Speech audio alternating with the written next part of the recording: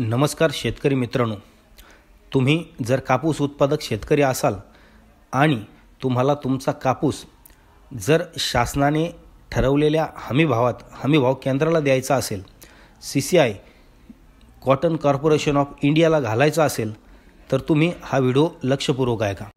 शासनाने यंदा कापसाचा हमीभाव वाढवून 8,110 रुपये केलेला आहे, परंतु त्यासाठी आपल्याला कापूस या पिकाची नोंदणी CCIला करणं गरजेचं आहे।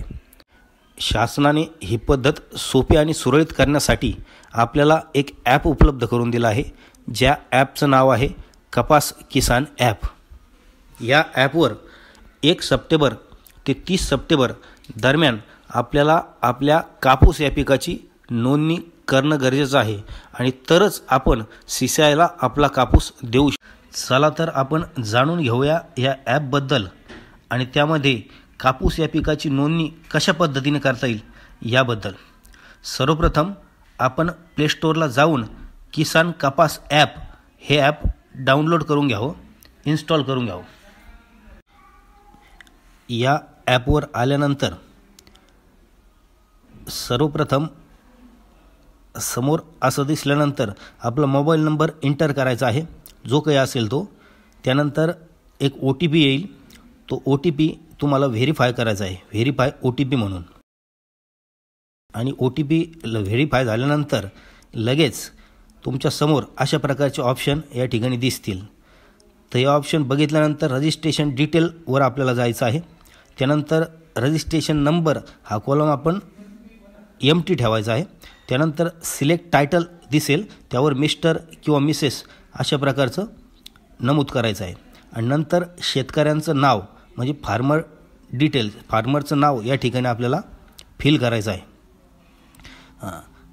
तदनंतर फादर किंवा गार्डियन यांचं देखील या ठिकाणी आपल्याला उल्लेख करायचा आहे।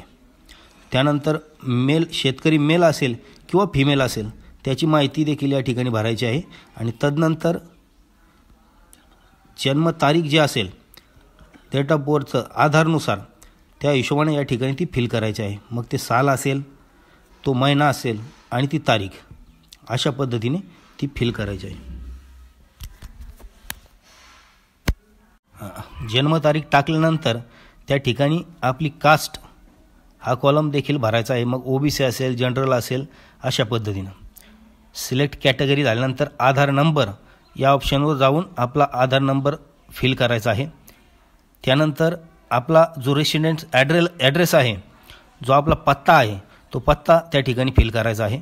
आपलं राज्य जे असेल ते समजा महाराष्ट्र या ठिकाणी फिल करायचं आहे। त्यानंतर आपला जिल्हा आणि जिल्ह्यानंतर जो काही आपला तालुका असेल तो तालुका देखील या ठिकाणी ही माहिती आपल्याला भरायची आहे। त्यानंतर आपलं गाव जे असेल त्या गावाचं सुद्धा या ठिकाणी नमूद करायचं आहे आणि मार्केटला कुठल्या हमीभाव केंद्रात आपण कुठल्या मार्केटला तो कापूस देणार आहोत त्या ठिकाणची नोंदणी करायची आहे। यानंतर ओनर फार्मर याबद्दल काहीच माहिती या कॉलममध्ये भरायची नाही। त्यानंतर 7/12 या ऑप्शनवर आपल्याला गट नंबर टाकायचा आहे। त्यानंतरचा जो खालचा ऑप्शन आहे त्या ठिकाणी देखील आपल्याला गट नंबर फिल करायचा आहे।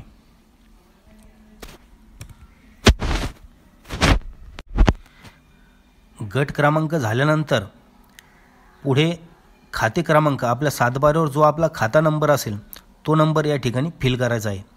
त्यानंतर सिलेक्ट मेजर टाईप म्हणजे आपलं क्षेत्र एकरमध्ये किंवा हेक्टरमध्ये आपण या ठिकाणी ते टाकू शकतो।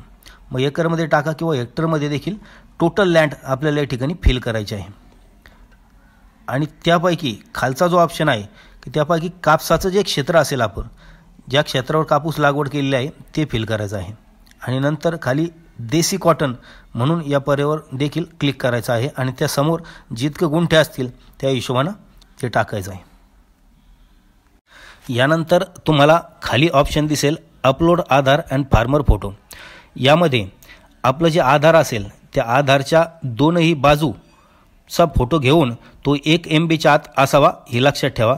त्यानंतर फार्मर फोटो देखील त्या ठिकाणी पासपोर्ट साईज फोटो हा 1 MBच्या आत असेल, ती काळजी घेऊन हे दोनही फोटो त्या ठिकाणी अपलोड करायचे आहे।